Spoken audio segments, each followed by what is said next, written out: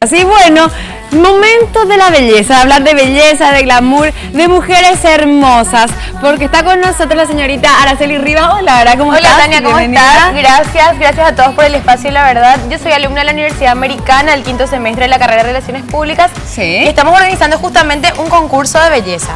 Ok, acá, esta es nuestra cámara.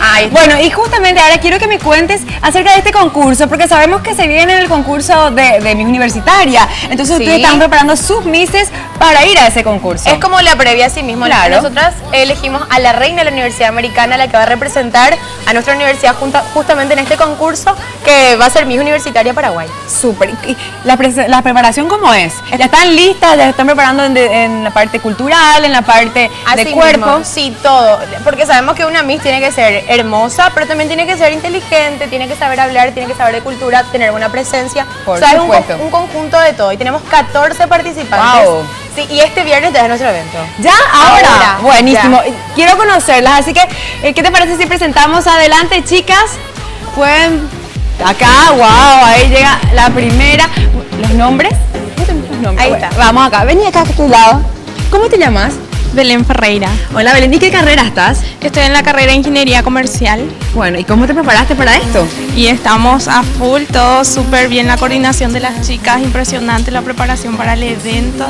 Y con muchas expectativas. Ay, muy ansiosa para lo que se espera este viernes. Muy bien, y bueno, vamos a conocerle a alguien más.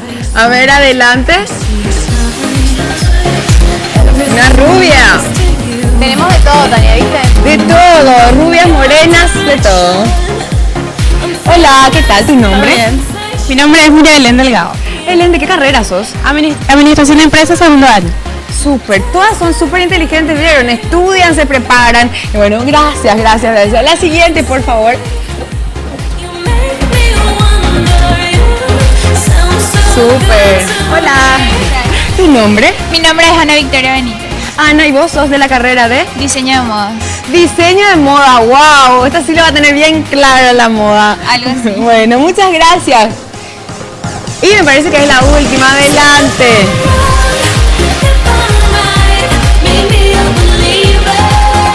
Hola, ¿qué tal? Buen día, ¿tu nombre? Yo soy Patricia Almada, también soy estudiante de diseño de moda, ya estamos en el último añito. Súper. Bueno, chicas, por favor, vengan un poquito para aquí. Y yo quiero hacerles una última pregunta, si el señor director me permite.